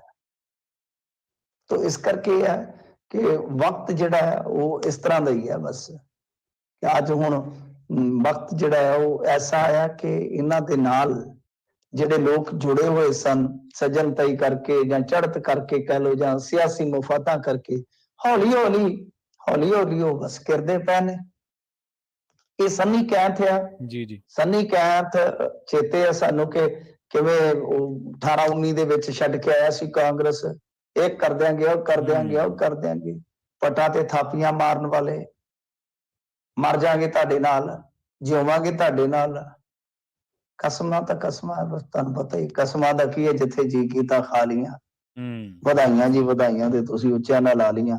ਤਾਂ ਖੈਰ ਗੱਲ ਇਹ ਹੈ ਕਿ ਇਹਨੇ ਅਸਤੀਫਾ ਦੇ ਦਿੱਤਾ ਤੇ ਚਰਚੇ ਚੱਲਦੇ। ਆ ਲੋ ਹੁਣ ਆ ਗਈ ਫਿਰ ਲੁਧਿਆਣੇ ਦੀ ਖਬਰ। ਚਰਚੇ ਚੱਲਦੇ ਪਏ ਕਿ ਭਾਰਤੀ ਜਨਤਾ ਪਾਰਟੀ ਜੁਆਇਨ ਕਰ ਸਕਦਾ ਹੈ। ਹਾਂਜੀ, तो चर्चे ये नहीं कि भारतीय जनता पार्टी ज्वाइन कर सकता है सनी कैथ। हाले उन्हें अपने पत्ते नहीं खोले। ये ਉਹੀ सनी कैथ है जिन्हें जिमनी चोन लड़ी ਸੀਗੀ, उम्मीदवार रहा ਇਹਨਾਂ ਦਾ। जी राइट हैंड कुछ लड़ाई झगड़िਆਂ ਚ ਵੀ मतलब कि वीडियो वगैरह ਇਹਨਾਂ ਦੀ, ਉਹ ਤਾਂ ਫਿਰ ਇਹਨਾਂ ਦਾ ਚੱਲਦਾ ਹੀ ਰਹਿੰਦਾ ਹੀ ਕੰਮ। तो ਵੈਸਾਂ ਦਾ ਵਕਤ ਬੁਰਾ ਆਇਆ ਤਾਂ ਇਹਨੇ ਵੀ ਆਪਣਾ ਕਿਨਾਰਾ ਕਰ ਲਿਆ। ਔਰ ਕਹਿੰਦੇ ਆ ਕਿ ਡੁੱਬਦੇ ਜਹਾਜ਼ ਚੋਂ ਚੂਹੇ ਛਾਲਾਂ ਮਾਰ ਲੈਂਦੇ ਆ। ਉਹ ਛਾਲਾਂ ਨਹੀਂ ਮਾਰਦੇ, ਉਹ ਇੱਕ ਤਰ੍ਹਾਂ ਨਾਲ ਕੈਪਟਨ ਨੂੰ ਸੁਚੇਤ ਕਰਦੇ ਆ ਕਿ ਮਿੱਤਰਾ ਗਿਆ ਕੰਮ, ਤੇਰਾ ਗਿਆ ਜੀ। ਚੂਹਿਆਂ ਦਾ ਕਸੂਰ ਨਹੀਂ ਹੁੰਦਾ, ਚੂਹੇ ਤੇ ਸਗੋਂ ਸੰਕੇਤ ਦਿੰਦੇ ਨੇ ਕਿ ਮਿੱਤਰਾ ਗਿਆ ਕੰਮ। ਕਹਾਣੀ ਹੁਣ ਖਰਾਬ ਹੋਏਗੀ। ਤਾਂ ਖੈਰ ਕਿਉਂਕਿ ਦੇਖੋ ਬੈਂਸ ਬਲਾਤਕਾਰ ਦੇ ਮੁਕੱਦਮੇ ਚ ਅੰਦਰ, ਛੋਟਾ ਭਰਾ ਕੱਲ ਚੱਕ ਲਿਆ ਪੁਲਿਸ ਨੇ, ਇੱਕ ਰਹਿ ਗਿਆ, ਤਾਂ ਫਿਰ ਕੀ ਵੁਕਤ ਰਹਿ ਜਾਂਦੀ ਹੈ, ਕੀ ਵੁਕਤ ਰਹਿ ਜਾਂਦੀ ਹੈ। ਸੋ ਇਸੇ ਕਰਕੇ ਹਾਲ ਦੀ ਘੜੀ ਇਹਨਾਂ ਦੀ ਖੇਰੋਂ ਹੋਈ ਰਾਜਨੀਤੀ ਦੇ ਵਿੱਚ ਇਹ ਇੱਕ ਹੋਰ ਨੁਕਸਾਨ ਆ ਕਿ ਸੰਨੀ ਕੈਂਥ ਜਿਹੜਾ ਆ ਉਹ ਅਸਤੀਫਾ ਦੇ ਕੇ ਤੇ ਪਾਸੇ ਖਲੋ ਗਿਆ। ਹੁਣ ਵੇਖੋ ਕਿਹੜੇ ਬੇੜੇ ਚ ਸਵਾਰ ਹੁੰਦਾ। ਜੀ ਅਗਲੀ ਗੱਲ ਕਰੀਏ ਮਿੰਟੂ ਜੀ, ਪੁਲਿਸ ਮੁਲਾਜ਼ਮਾਂ ਦੀ। 50 ਲੱਖ ਦਾ ਸੋਨਾ ਲੁੱਟਿਆ 2 ਪੁਲਿਸ ਮੁਲਾਜ਼ਮਾਂ ਨੇ ਤੇ ਗ੍ਰਿਫਤਾਰ ਹੋ ਗਏ। ਹਾਂਜੀ, ਇੰਦਰਾ ਗਾਂਧੀ ਇੰਟਰਨੈਸ਼ਨਲ 에ਅਰਪੋਰਟ ਤੇ ਇਹਨਾਂ ਨੇ ਚੰਨ ਚਾੜਿਆ। 2 ਹੈਡ ਕਾਂਸਟੇਬਲ ਜਿਹੜੇ ਇਹਨਾਂ ਨੂੰ ਗ੍ਰਿਫਤਾਰ ਕਰ ਲਿਆ ਗਿਆ। ਦੁਬਈ ਅਤੇ ਮਸਕਟ ਤੋਂ ਵੱਖ-ਵੱਖ ਯਾਤਰੀਆਂ ਤੋਂ 50 ਲੱਖ ਰੁਪਏ ਦਾ ਸੋਨਾ ਹੀ ਖੋਹ ਲਿਆ ਇਹਨਾਂ ਨੇ। ਉਹ ਕਹਿੰਦੇ ਕਿ ਪੈਸੇ ਕੀ ਲਗਾ ਦੂੰ ਢੇਰੀ। ਇਹ ਕਹਿੰਦੇ ਕਿ ਘਰੇ ਜਾ ਕੇ ਸੋਨੇ ਦੀ ਢੇਰੀ ਲਾ ਦੇਣੀ ਆ ਬੀਵੀਆਂ ਦੇ ਅੱਗੇ। ਤਾਂ 2 ਯਾਤਰੀਆਂ ਨੇ ਦੱਸਿਆ ਕਿ ਪੁਲਿਸ ਵਾਲੇ ਤੇ ਜਿਹੜੇ ਮਤਲਬ ਕਿ ਉੱਥੇ ਜਾਂਚ ਕਰਨ ਵਾਲੇ ਸੀ, ਉਹਨਾਂ ਦੇ ਨਾਂ ਤੇ ਇੱਕ ਪਾਸੇ ਜੇ ਸਾਨੂੰ ਜੰਗਲ ਦੇ ਵਿੱਚ ਲੈ ਗਏ, ਵੇਖੋ ਜੰਗਲ ਮੈਂ ਮੰਗਲ, ਉੱਥੇ ਜਾ ਕੇ ਤੇ ਜਿਹੜੀ ਮਤਲਬ ਤਲਾਸ਼ੀ ਲੈਣੀ ਸੀ, ਤਲਾਸ਼ੀ ਵੀ ਪਤਾ ਨਹੀਂ ਨਾ ਕਿਉਂ ਨਾ, ਵਾਈਲਡ ਲਾਈਫ ਦਿਖਾਉਣੇ ਤੁਹਾਨੂੰ ਅੱਜ, ਨਾਲ ਤਲਾਸ਼ੀ ਲਵਾਂਗੇ ਤੁਹਾਡੀ। ਜਾ ਕੇ ਉੱਥੇ ਉਜਾੜ ਵੀਆ ਵਾਰ ਦੇ ਵਿੱਚ ਸੋਨਾ ਖੋ ਕੇ ਤੇ ਭੱਜ ਵਗੇ ਨੇ। ਦੱਸੋ ਕੀ ਕਰੋਗੇ? ਇਹ ਪੁਲਿਸ ਆ। ਅੱਛਾ, ਹੱਦ ਆ। ਕਿਹੋ ਜੀ ਰੈਪੂਟੇਸ਼ਨ ਬਣਾ ਰਹੇ ਨੇ ਲੋਕ। ਤਾਂ ਜਾਂਚ ਦੇ ਨਾਮ ਤੇ ਪਾਸੇ ਲਿਜਾ ਕੇ ਉੱਥੋਂ 에ਅਰਪੋਰਟ ਤੋਂ ਜਦੋਂ ਨਿਕਲੇ ਹੋਣੇ ਆ, ਜੋ ਵੀ ਮਤਲਬ ਕਿ ਕਿਉਂਕਿ ਬਹੁਤ ਉੱਥੇ ਵੀ ਤੁਹਾਨੂੰ ਪਤਾ ਹੀ ਹੈ, ਮੈਂ ਤਾਂ ਕਦੇ ਗਿਆ ਨਹੀਂ ਹੈ, ਤੁਹਾਨੂੰ ਤਾਂ ਪਤਾ ਹੀ ਹੈ 에ਅਰਪੋਰਟ ਤੇ ਕਿਸ ਤਰ੍ਹਾਂ ਦੇ ਸੁਰੱਖਿਆ ਦੇ ਪ੍ਰਬੰਧ ਹੁੰਦੇ ਆ। IGI ਦੀ 에ਅਰਪੋਰਟ ਥਾਣੇ ਦੇ ਵਿੱਚ ਨਾ ਇੱਕ ਸਪੈਸ਼ਲ ਆਪਰੇਸ਼ਨ ਸਕੁਐਡ ਹੈਗਾ, ਉਹਦੇ ਚ ਪੁਲਿਸ ਹੁੰਦੀ ਹੈ। ਤਾਂ ਇਹ ਮੁਲਾਜ਼ਮ ਸ਼ਾਇਦ ਉਹਦੇ ਹੋਣਗੇ, ਤਾਂ ਕਿਸੇ ਨੂੰ ਲਾ ਕੇ ਵਾਲਾ ਵਕੇ ਬਈ ਹਾਂ ਇਹ ਕਰਨਾ ਉਹ ਕਰਨਾ, ਤੇ ਉੱਥੇ ਪਾਸੇ ਲਿਜਾ ਕੇ 4 ਚਾਟੇ ਮਾਰ ਕੇ ਤੇ ਖੋ ਕੇ ਭੱਜ ਬਗੇ। ਪਰ ਬਾਅਦ ਦੇ ਵਿੱਚ ਜਦੋਂ ਰੌਲਾ ਪੈ ਗਿਆ, 2 ਜਿਹੜੇ ਪੁਲਿਸ ਕਰਮਚਾਰੀ ਸੀਗੇ ਜਾਂਚ ਦੇ ਵਿੱਚ, ਫਿਰ ਉਹਨਾਂ ਨੂੰ ਜਦੋਂ ਜ਼ਦ ਚ ਲਿਆ ਗਿਆ ਤੇ ਬਈ ਉਹਨਾਂ ਨੂੰ ਹੁਣ ਗ੍ਰਿਫਤਾਰ ਕਰ ਲਿਆ ਹੈ। ਤਾਂ ਤੁਸੀਂ ਇਹ ਹਿਸਾਬ ਲਾ ਲਓ ਕਿ ਇਹ ਕਹਾਣੀ ਕਿੱਧਰ ਨੂੰ ਜਾਂਦੀ ਆ। ਇਹ ਤੇ ਬਾਲੀ ਭੈੜੇ ਨੇ, ਰਕਸ਼ਕ ਬਣਾ ਬਖਸ਼ਕ, ਉਹ ਇਹੋ ਜਿਹੀਆਂ ਕਥਾਵਾਂ ਸੁਣੀਆਂ ਸਨ, ਇਹੋ ਜਿਹੀਆਂ ਕਹਾਵਤਾਂ ਸੁਣੀਆਂ ਸਨ, ਤਾਂ ਤੁਸੀਂ ਦੇਖ ਰਹੇ ਹੋ। ਤੇ ਕਮਾਲ ਦੀ ਗੱਲ ਹੈ ਕਿ ਜੇ ਕੋਈ ਇਸ ਤਰ੍ਹਾਂ ਦਾ, ਹੁਣ ਸਾਡੇ ਇੱਥੇ ਵੇਖੋ ਕੀ ਬਣਦਾ ਪਿਆ। ਆ ਇੱਕ ਲੰਘਿਆ ਜਾਂਦਾ ਸੀ ਸਾਈਕਲ ਤੇ ਨਾਰਵੇ ਵਾਲਾ, ਕਹਿੰਦਾ ਮੈਂ ਦੁਨੀਆ ਘੁੰਮਣੀ ਆ, ਤੇ ਉਹਦਾ ਦਿਮਾਗ ਉਦੋਂ ਘੁੰਮ ਗਿਆ ਜਦੋਂ ਤਾਂ ਕੋਈ ਮੋਬਾਈਲ ਹੀ ਲੈ ਗਿਆ ਇੱਥੋਂ ਪੰਜਾਬ ਚੋਂ, ਵਿੱਚ ਉਹਦਾ ਕ੍ਰੈਡਿਟ ਕਾਰਡ। ਇਹ ਕਿਹੜੀ ਅਸੀਂ ਪੱਗ ਬਣਾ ਰਹੇ ਆ ਆਪਣੀ ਕੌਮ ਨੂੰ, ਮੁਲਕ ਨੂੰ। ਬਈ ਚਲੋ ਇਹ ਤੇ ਚੋਰ ਸਨ ਤੇ ਫੜੇ ਗਏ ਜੀ, ਤੇ ਹਾਂ ਜਿਹੜੇ ਮੁਸ਼ਟੰਡੇ ਇਹਨਾਂ ਨੇ ਪੁਲਿਸ 'ਚ ਰੱਖੇ ਨੇ, ਮਤਲਬ ਕਿ ਪੁਲਿਸ ਦੇ ਵਿੱਚ ਤਾਂ ਕੁਝ ਲੋਕ ਗੈਂਗਸਟਰਾਂ ਤੋਂ ਵੀ ਭੈੜੇ ਨੇ ਜੀ, ਗੈਂਗਸਟਰ ਗੁੰਡਿਆਂ ਤੋਂ ਵੀ ਭੈੜੇ ਨੇ। ਤੇ ਗੁੰਡਾ ਪ੍ਰਵਿਰਤੀ ਜਿਹੜੀ ਹੈ ਉਹ ਬਦਲਣ ਦੀ ਜ਼ਰੂਰਤ ਹੈ। ਇਹਨਾਂ ਨੂੰ ਵਧੀਆ ਮਤਲਬ ਕਿ ਸਰਵੈਂਟ ਬਣ ਕੇ ਕੰਮ ਕਰਨ ਦੀ ਜਾਂਚ ਸਿਖਾਉਣੀ ਚਾਹੀਦੀ ਹੈ। ਇਹਨਾਂ ਨੂੰ ਕਰਤੱਵ ਪਾਲਣ ਜਿਹੜਾ ਆ ਉਹ ਸਿਖਾਉਣਾ ਚਾਹੀਦਾ ਨਵੇਂ ਸਿਰੇ ਤੋਂ। ਸੋ ਇਹ ਬਹੁਤ ਮੈਂ ਕਹੂੰਗਾ ਕਿ ਮੰਦਭਾਗੀ ਗੱਲ ਆ ਕਿ ਇੰਦਰਾ ਗਾਂਧੀ ਇੰਟਰਨੈਸ਼ਨਲ 에ਅਰਪੋਰਟ ਤੇ 2 ਪੁਲਿਸ ਵਾਲੇ ਜਿਹੜੇ ਆ ਉਹ ਇਸ ਤਰ੍ਹਾਂ ਖੋਹ ਕਰਨ ਦੇ ਦੋਸ਼ ਦੇ ਵਿੱਚ ਫੜੇ ਜਾਂਦੇ ਆ। ਜੀ ਜੀ ਜੀ ਮਿੰਟੂ ਜੀ, ਇਹਨਾਂ ਖਾਸ ਖਬਰਾਂ ਤੇ ਖਾਸ ਜਾਣਕਾਰੀਆਂ ਦੇਣ ਦੇ ਲਈ ਤੁਹਾਡਾ ਬਹੁਤ ਬਹੁਤ ਧੰਨਵਾਦ ਜੀ। ਸ਼ੁਕਰੀਆ ਜੀ। ਜੀ, ਪ੍ਰੋਗਰਾਮ ਦੇ ਪਹਿਲੇ ਹਿੱਸੇ ਦੇ ਵਿੱਚ ਆਪਣੇ ਨਾਲ ਜੁੜੇ ਸਨ ਮਿੰਟੂ ਗੁਰਸਰੀਆ ਜੀ, ਜਿਨ੍ਹਾਂ ਦੇ ਨਾਲ ਆਪਾਂ ਕਈ ਅਹਿਮ ਖਬਰਾਂ ਨੂੰ ਲੈ ਕੇ ਚਰਚਾ ਕੀਤੀ ਹੈ। ਬਿਲਕੁਲ ਜਿਹੜੀ ਭਾਰਤੀ ਪੁਲਿਸਿੰਗ ਹੈ, ਜਿਹੜਾ ਉੱਥੋਂ ਦਾ ਪੁਲਿਸ ਸਿਸਟਮ ਆ, ਉਹਦੇ 'ਚ ਬਹੁਤ ਜ਼ਿਆਦਾ ਰਿਫੋਰਮਸ ਕਰਨ ਦੀ ਲੋੜ ਹੈ। ਭਾਰਤੀ ਪੁਲਿਸ ਦਾ ਕੰਮਕਾਰ ਕਰਨ ਦਾ ਤਰੀਕਾ ਹਾਲੇ ਵੀ ਇਸ ਤਰ੍ਹਾਂ ਦਾ ਜਿਵੇਂ ਭਾਰਤ ਬ੍ਰਿਟਿਸ਼ ਇੰਡੀਆ ਰਾਜ ਦਾ ਹਿੱਸਾ ਹੋਵੇ, ਜਿਵੇਂ ਬ੍ਰਿਟਿਸ਼ ਦੀ ਫੌਜ ਕਰਦੀ ਸੀ ਭਾਰਤੀਆਂ ਦੇ ਨਾਲ ਗੁਲਾਮੀ ਦੇ ਟਾਈਮ, ਉਹੀ ਤਰੀਕਾ ਹੁਣ ਹੈ। ਕਦੇ ਕੋਈ ਚੋਰੀ ਕਰਦਾ ਫੜਿਆ ਜਾਂਦਾ, ਕਦੇ ਕੋਈ ਥਾਣੇ 'ਚ ਜਿਹੜਾ ਨਸ਼ਾ ਫੜਿਆ ਹੁੰਦਾ ਉਹ ਚੱਕ ਕੇ ਵੇਚ ਦਿੰਦਾ, ਕਦੇ ਕਿਸੇ ਤਰ੍ਹਾਂ ਦੀਆਂ ਖਬਰਾਂ ਆਪਾਂ ਲਗਾਤਾਰ ਸਾਂਝੀਆਂ ਕਰਦੇ ਰਹਿੰਦੇ ਹਾਂ। ਸੋ ਪਰ ਇਹ ਤੇ ਗੱਲ ਨਹੀਂ ਹੁੰਦੀ ਕਦੇ ਪੁਲਿਸ ਰਿਫੋਰਮਸ ਤੇ, ਕਦੇ ਨਹੀਂ ਗੱਲ ਹੁੰਦੀ, ਕਿਉਂਕਿ ਇਹ ਮਾਫਕ ਆ ਉੱਥੋਂ ਦੀ ਪੋਲਿਟਿਕਸ ਨੂੰ, ਕਿ ਲੋਕਾਂ ਨੂੰ ਵਰਦੀ ਪਾ ਕੇ ਜਿਹੜੇ ਗੁੰਡੇ ਕੁੱਟਦੇ ਆ ਉਹ ਉੱਥੋਂ ਦੀ ਸਿਆਸਤ ਨੂੰ ਮਾਫਕ ਆ, ਉੱਥੋਂ ਦੇ ਪੋਲੀਟੀਕਲ ਸਿਸਟਮ ਨੂੰ ਮਾਫਕ ਹੈ। ਕਿਉਂਕਿ ਅਖਬਾਰਾਂ ਨੇ ਇੱਕ ਲਾਈਨ ਹੀ ਲਿਖਣੀ ਹੁੰਦੀ ਹੈ, ਪੁਲਿਸ ਨੇ ਕੀਤਾ ਲਾਠੀ ਚਾਰਜ, ਵਿਰੋਧ ਕਰ ਰਹੇ, ਮੁਜ਼ਾਹਰਾ ਕਰ ਰਹੇ, ਧਰਨਾ ਦੇ ਰਹੇ ਲੋਕਾਂ ਤੇ, ਪੁਲਿਸ ਨੇ ਕੀਤਾ ਲਾਠੀ ਚਾਰਜ। ਬਸ ਲਾਠੀ ਚਾਰਜ ਕੀਤਾ ਕਿਹੜੇ ਹਾਲਾਤਾਂ ਦੇ ਵਿੱਚ ਜਾਂਦਾ ਉਹ ਕਦੇ ਕਿਸੇ ਨੇ ਨਹੀਂ ਜ਼ਿਕਰ ਕੀਤਾ, ਨਾ ਕਿਸੇ ਲੋਕਲ ਪ੍ਰਸ਼ਾਸਨ ਨੇ, SDM ਨੇ, ਕਿਸੇ ਤਹਿਸੀਲਦਾਰ ਨੇ, ਨਾ ਕਿਸੇ ਨਿਊਜ਼ ਵੈਬ ਪੋਰਟਲ ਨੇ, ਨਾ ਕਿਸੇ ਅਖਬਾਰ ਨੇ, ਨਾ ਕਿਸੇ ਚੈਨਲ ਨੇ। ਬਸ ਇਹਨਾਂ ਨੂੰ ਇਹ ਹੈ ਕਿ ਲਾਠੀ ਚਾਰਜ ਹੋ ਗਿਆ, ਫੁਟੇਜ ਮਿਲ ਗਈ, ਇੰਨਾ ਕੁ ਬਹੁਤ ਹੈ, ਦੈਟਸ ਇਟ। ਪਰ ਲਾਠੀ ਚਾਰਜ ਉਹਨਾਂ ਹਾਲਾਤਾਂ 'ਚ ਕੀਤਾ ਜਾਂਦਾ ਜਿਹੜਾ ਪੁਲਿਸ ਐਕਟ ਆ, ਜਾਂ ਜਿਹੜਾ ਲੋਕਲ ਪ੍ਰਸ਼ਾਸਨ ਦਾ ਐਕਟ ਆ, ਲਾਅ ਐਂਡ ਆਰਡਰ ਹੈ, ਉੱਥੇ ਕੀਤਾ ਜਾਂਦਾ ਜਿੱਥੇ ਲੋਕ ਪਹਿਲਾਂ ਹਿੰਸਕ ਹੋਣ, ਜਦੋਂ ਪਬਲਿਕ ਵਾਇਲੈਂਟ ਹੋ ਜੇ। ਉਹ ਬਕਾਇਦਾ ਜਦੋਂ ਤੁਸੀਂ IAS IPS PCS ਦੀ ਤਿਆਰੀ ਕਰਦੇ ਆ ਤਾਂ ਤੁਹਾਨੂੰ ਇਹ ਚੀਜ਼ਾਂ ਸਿਖਾਈਆਂ ਜਾਂਦੀਆਂ ਕਿ ਹਾਲਾਤਾਂ ਨਾਲ ਕਿਵੇਂ ਸਿੱਝਣਾ ਆ। ਤੇ ਬਕਾਇਦਾ ਜਦੋਂ ਤੁਸੀਂ ਐਜ਼ ਏ ਜਰਨਲਿਸਟ ਪੜ੍ਹਦੇ ਹੋ ਪੱਤਰਕਾਰਤਾ, ਉੱਥੇ ਵੀ ਦੱਸਿਆ ਜਾਂਦਾ ਹੈ ਕਿ ਲਾਠੀ ਚਾਰਜ ਕਿਹੜੇ ਹਾਲਾਤਾਂ ਦੇ ਵਿੱਚ ਹੁੰਦਾ, ਜਾਂ ਕਿੱਥੇ ਪ੍ਰਸ਼ਾਸਨ ਨੂੰ ਖੁੱਲ੍ਹ ਹੁੰਦੀ ਹੈ ਕੋਈ ਲਾਠੀ ਚਾਰਜ। ਅੱਜ ਕੱਲ੍ਹ ਕੋਈ 10 ਬੰਦੇ ਇਕੱਠੇ ਹੋ ਕੇ ਵਿਚਾਰੇ ਆਵਾਜ਼ ਚੱਕਣ ਲੱਗ ਪੈਣ, ਉਹਨਾਂ ਤੇ ਲਾਠੀ ਚਾਰਜ ਕਰ ਦਿੰਦੇ ਆ। ਸੋ ਇਹ ਬੜੀ ਇੱਕ ਸਾਈਕੀ ਆ ਪੰਜਾਬ ਪੁਲਿਸ ਦੀ, ਨਾਲੋਂ ਨਾਲ ਭਾਰਤੀ ਪੁਲਿਸ ਸਿਸਟਮ ਦੀ। ਪਰ ਆਪਾਂ ਬ੍ਰੇਕ ਤੋਂ ਪਾਰ ਗੱਲ ਕਰਾਂਗੇ ਇੱਕ ਅਹਿਮ ਖਬਰ ਨੂੰ ਲੈ ਕੇ। ਖਬਰ ਇਹ ਹੈ ਕਿ ਆਪਾਂ ਲਗਾਤਾਰ ਪਿਛਲੇ ਕਈ ਮਹੀਨਿਆਂ ਦੇ ਵਿੱਚ ਕਈ ਰਿਪੋਰਟਾਂ ਕੀਤੀਆਂ, ਜਿਨ੍ਹਾਂ ਦੇ ਵਿੱਚ ਤੁਹਾਨੂੰ ਦੱਸਿਆ ਸੀਗਾ ਕਿ ਭਾਜਪਾ ਕਿਵੇਂ ਪੰਜਾਬ ਦੇ ਵਿੱਚ ਪੈਰ ਪਸਾਰ ਰਹੀ ਹੈ। ਸਭ ਤੋਂ ਪਹਿਲਾਂ ਆਪਾਂ ਜ਼ਿਕਰ ਕੀਤਾ ਸੀਗਾ ਕਿ 3 ਕੇਂਦਰੀ ਮੰਤਰੀਆਂ ਨੂੰ ਜਿਹੜੇ ਆ ਉਹ ਹੁਕਮ ਆ ਉੱਤੋਂ ਕਿ ਤੁਸੀਂ ਪੰਜਾਬ ਦੇ ਵਿੱਚ ਜਾਣਾ ਹੈ, ਉੱਥੋਂ ਦੇ ਗੁਰਦੁਆਰਾ ਸਾਹਿਬਾਨਾਂ ਦੇ ਵਿੱਚ ਜਾਣਾ ਹੈ, ਇੱਥੋਂ ਤੱਕ ਕਿ ਦਲਿਤ ਭਾਈਚਾਰੇ ਦੇ ਜਿਹੜੇ ਉੱਥੋਂ ਦੇ ਧਾਰਮਿਕ ਸਥਾਨ ਬਣੇ ਨੇ ਉਹਨਾਂ ਦੇ ਵਿੱਚ ਵੀ ਤੁਸੀਂ ਜਾਣਾ ਹੈ।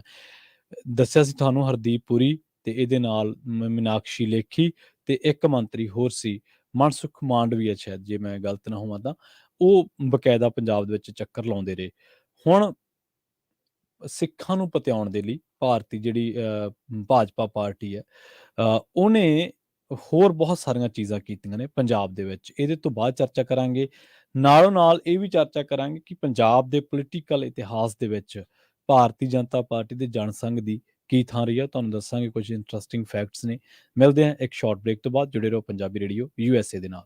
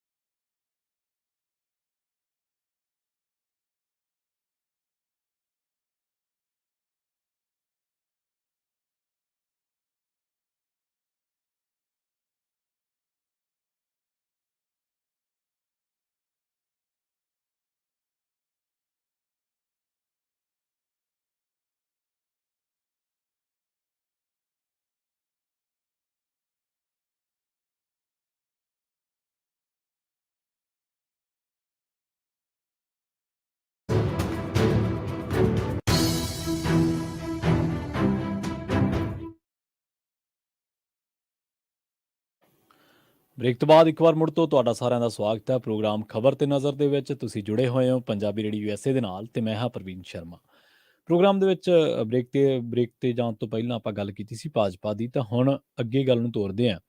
ਭਾਰਤੀ ਜਨਤਾ ਪਾਰਟੀ ਵੱਲੋਂ ਸੰਸਦੀ ਚੋਣਾਂ ਤੱਕ ਸੂਬੇ ਦੇ ਦਿਹਾਤੀ ਖੇਤਰ ਅਤੇ ਖਾਸ ਕਰਕੇ ਸਿੱਖਾਂ ਨੂੰ ਪਤਿਆਉਣ ਦੇ ਲਈ ਪੂਰਾ ਤਾਣ ਲਾਉਣ ਦੇ ਏਜੰਡੇ ਨੂੰ ਅਮਲੀ ਜਾਮਾ ਪਹਿਨਾਉਣ ਦੀ ਵਿਉਂਤਬੰਦੀ ਕੀਤੀ ਹੈ।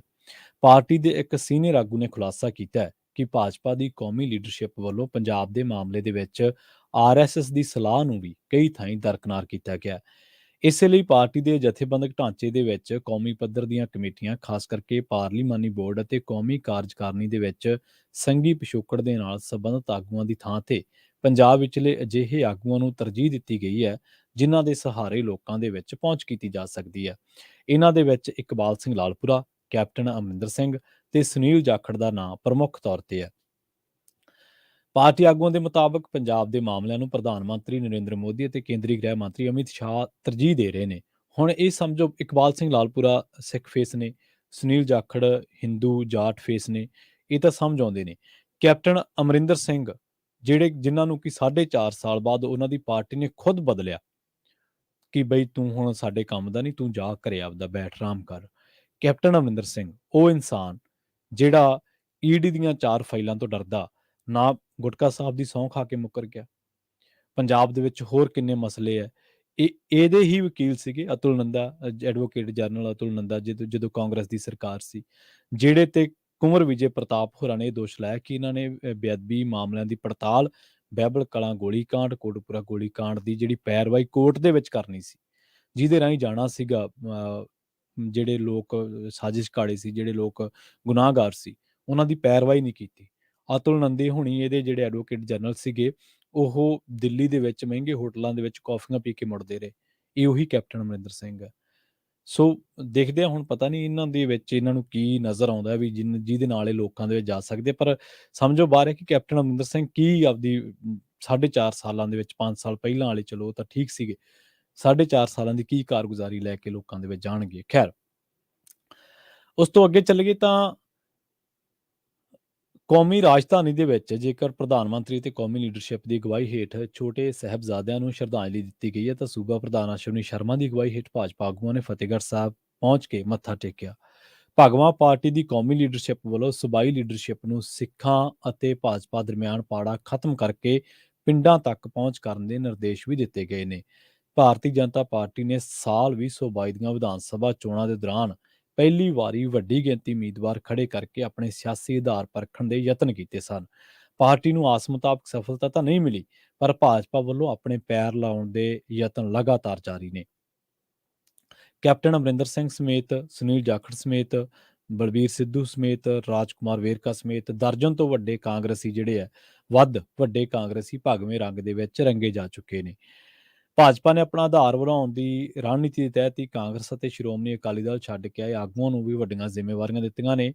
ਇਹਨਾਂ ਨਿਯੁਕਤੀਆਂ ਸੰਬੰਧੀ ਭਾਜਪਾ ਦੇ ਇੱਕ ਆਗੂ ਦਾ ਕਹਿਣਾ ਹੈ ਕਿ ਕੌਮੀ ਲੀਡਰਸ਼ਿਪ ਵੱਲੋਂ ਪੰਜਾਬ ਦੇ ਮਾਮਲੇ ਦੇ ਵਿੱਚ ਪੱਛਮੀ ਬੰਗਾਲ ਵਾਲੀ ਰਣਨੀਤੀ ਅਪਣਾਈ ਗਈ ਹੈ, ਤਾਂ ਕਿ ਰਵਾਇਤੀ ਪਾਰਟੀਆਂ ਨੂੰ ਖੋਰਾ ਲਾ ਕੇ ਪਹਿਲਾਂ ਸੂਬਾ ਪੱਧਰ ਦੀ ਲੀਡਰਸ਼ਿਪ ਖੜੀ ਕੀਤੀ ਜਾਵੇ।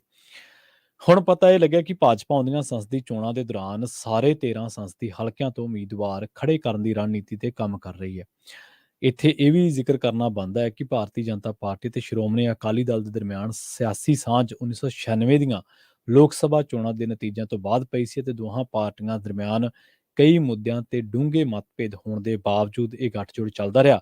ਪਰ ਪਾਰਲੀਮੈਂਟ ਵੱਲੋਂ 3 ਖੇਤੀ ਕਾਨੂੰਨ ਲਿਆਂਦੇ ਜਾਣ ਤੋਂ ਬਾਅਦ ਦੋਵਾਂ ਪਾਰਟੀਆਂ ਦੀ ਸਾਂਝ ਟੁੱਟ ਗਈ। ਦੂਜੀ ਗੱਲ ਇਹ ਹੈ, ਇਹ ਉਹੀ ਸਾਂਝ ਹੈ ਜਦੋਂ ਅਨਕੰਡੀਸ਼ਨਲ ਸਪੋਰਟ ਦਿੱਤੀ ਸੀ ਪ੍ਰਕਾਸ਼ ਬਾਦਲ ਨੇ, ਤੇ ਹੁਣ ਉਦੋਂ ਬਾਅਦ ਕਹਿੰਦੇ ਰਹੇ ਕਿ ਇਹ ਪਤੀ ਪਤਨੀ ਦਾ ਰਿਸ਼ਤਾ ਹੈ। ਪਰ ਕਈ ਡੂੰਘੇ ਮਤਭੇਦ ਵੀ ਸੀਗੇ ਇਹਦੇ ਵਿੱਚ, ਕੋਈ ਦੋ ਰਾਏ ਨਹੀਂ, ਪਰ ਫਿਰ ਵੀ ਇਹ ਗੱਠਜੋੜ ਜਿਹੜਾ ਸੀਗਾ ਮਜਬੂਰੀ ਵਾਲਾ ਗੱਠਜੋੜ ਉਹ ਚੱਲਦਾ ਰਿਹਾ। ਤੇ ਭਾਜਪਾ ਤੇ ਜੇਕਰ ਗੱਲ ਕਰੀਏ ਤਾਂ ਭਾਜਪਾ ਪਹਿਲਾਂ ਜਨਸੰਘ ਇੱਥੇ ਚੋਣਾਂ ਲੜਦਾ ਹੁੰਦਾ ਸੀ ਪੰਜਾਬ ਦੇ ਵਿੱਚ। ਜੇ ਆਪਾਂ 97 ਤੋਂ ਪਹਿਲਾਂ ਦੀ ਗੱਲ ਕਰੀਏ ਤਾਂ ਜਦੋਂ 1952 ਦੀਆਂ ਚੋਣਾਂ ਹੋਈਆਂ ਸੀਗੀਆਂ, 57 ਦੀਆਂ, 62 ਦੀਆਂ, ਤੇ ਉਦੋਂ ਵਿਧਾਨ ਸਭਾ ਚੋਣਾਂ ਦੇ ਵਿੱਚ ਜਨਸੰਘ ਨੂੰ ਪਹਿਲਾਂ 2 ਸੀਟਾਂ ਮਿਲੀਆਂ, ਫਿਰ 9 ਮਿਲੀਆਂ ਤੇ ਫਿਰ 8 ਸੀਟਾਂ ਪਈਆਂ। ਇਹ ਜਿਹੜੀਆਂ ਕੁੱਲ ਵੋਟਾਂ ਪਈਆਂ ਸੀ ਉਹਦੇ ਵਿੱਚ ਇਹਨਾਂ ਨੂੰ 6% ਇੱਕ ਵਾਰੀ ਪਈਆਂ, 8% ਇੱਕ ਵਾਰੀ ਤੇ 9% ਇੱਕ ਵਾਰੀ।